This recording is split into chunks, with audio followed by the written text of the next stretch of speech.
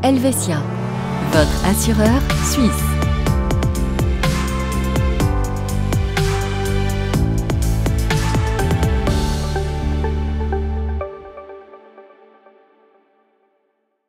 Bonsoir à tous, ravi de vous retrouver pour ce nouvel épisode de Conseils d'experts. Voilà, on arrive évidemment dans cette période faste qui rime avec famille, cadeaux et repas, mais c'est aussi une période qui rime avec accidents domestiques, en particulier les incendies à la maison.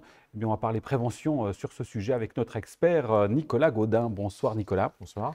Alors Nicolas, je sais que vous êtes un grand romantique, vous ne pourrez pas vous empêcher à Noël d'allumer une bougie. Ce n'est pas sans risque. Exactement. Alors, c'est clair, quand vous allumez une bougie, alors voilà, ça paraît logique et simple, mais tout d'abord, veillez à les poser sur des supports adéquats, c'est-à-dire non conducteurs de chaleur, il faut que ce soit stable. Il faut aussi éviter le bois. Bien évidemment, pas de voilage ou de rideau à proximité, parce que c'est inflammable. Et puis, ne jamais laisser une bougie sans surveillance, surtout avec des enfants et des animaux à la maison. Alors bon, chaque année, il y a des accidents. Si malgré tout, bon, le risque zéro n'existe pas, si malgré tout il y a un incendie, quels sont, Nicolas, les bons réflexes à avoir? Alors, c'est simple. Déjà, il faut réagir rapidement. Dès que cela se produit, il faut appeler les pompiers. Ensuite, mettre les personnes et les animaux en sécurité. Ne pas éviter aussi de s'exposer directement au danger, parce qu'il faut savoir quand même qu'une pièce peut prendre feu en quelques minutes. Et puis, rester calme, ne pas céder à la panique.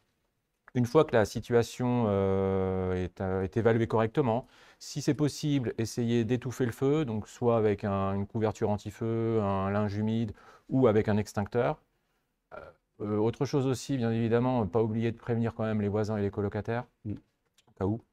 Et puis, fermer ou laisser fermer les fenêtres afin d'éviter de faire des appels d'air.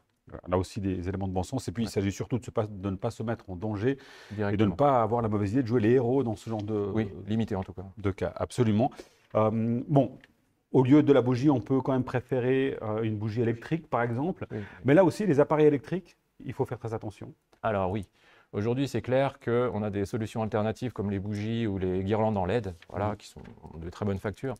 Aujourd'hui, des bougies artificielles, on pourrait croire que c'est une réelle, ça, il n'y a pas de souci. Par contre, il faut vraiment vérifier à ce que tous ces objets aujourd'hui qui sont branchés, par exemple, ne soient pas endommagés. Il faut aussi faire attention, donc il faut toujours acheter des appareils qu'on appelle certifiés, d'accord? Par exemple, pour les guirlandes électriques, évitez les sites chinois. Les prix sont effectivement bien plus faibles, mais les normes aussi, si tant est des fois qu'ils mettent des normes. Voilà, c'est à se poser des questions. Et puis, toutes les vieilles guirlandes qu'on a aujourd'hui dans la maison ou dans les boîtes, voilà, de boîtes de rangement, vérifiez quand même qu'elles ne soient pas trop vieilles et puis changez-les. Effectivement, parce qu'on a tendance, année après année, sans se poser À trop de remettre questions, toujours. à réutiliser effectivement le même matériel. Mm. Moi, je le disais en introduction, qui dit fête dit évidemment repas. Oui. Là aussi, en cuisinant, il y a des risques. Exactement. Avant tout, quand on cuisine, ne pas se laisser distraire. D'accord? Les risques sont simples. La plupart du temps, c'est la graisse qui surchauffe sur le feu. Ou l'autre cause aussi, c'est le gâteau qu'on a oublié dans le four, par exemple. Là, bien évidemment, en cas d'urgence, évitez d'éteindre le feu, enfin surtout la graisse qui surchauffe avec de l'eau. La réaction en chaîne est ingérable. Et puis, toujours avoir dans la cuisine, si possible, à proximité une couverture anti-feu ou un extincteur pour intervenir rapidement. Bon, malgré toutes ces précautions, on l'a dit, le risque zéro n'existe pas. Dans ces cas-là, une fois que le sinistre a eu lieu, que les choses sont réglées du point de vue de l'urgence, il y a le sinistre et puis les aspects administratifs. Qui, dans ce cas-là, paye, Nicolas? Qui est responsable? Alors, déjà, en ce qui concerne les dégâts au bâtiment, les frais d'extinction et puis les frais consécutifs, ça, c'est l'assurance du bâtiment qui rentre en action. D'accord? Pour les locataires, si l'assurance peut parfois se retourner contre eux en cas de responsabilité.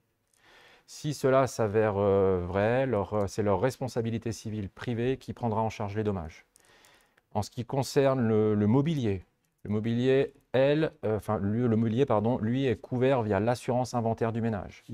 Alors, si je peux me permettre un conseil, par contre, faites vraiment attention aux valeurs assurées.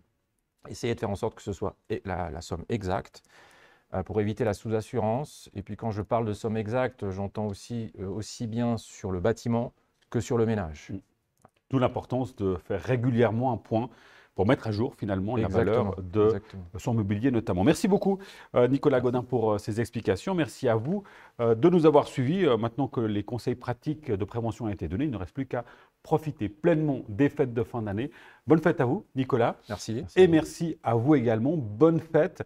J'aurai le plaisir de vous retrouver très prochainement pour de nouveaux numéros de conseils d'experts. Ciao.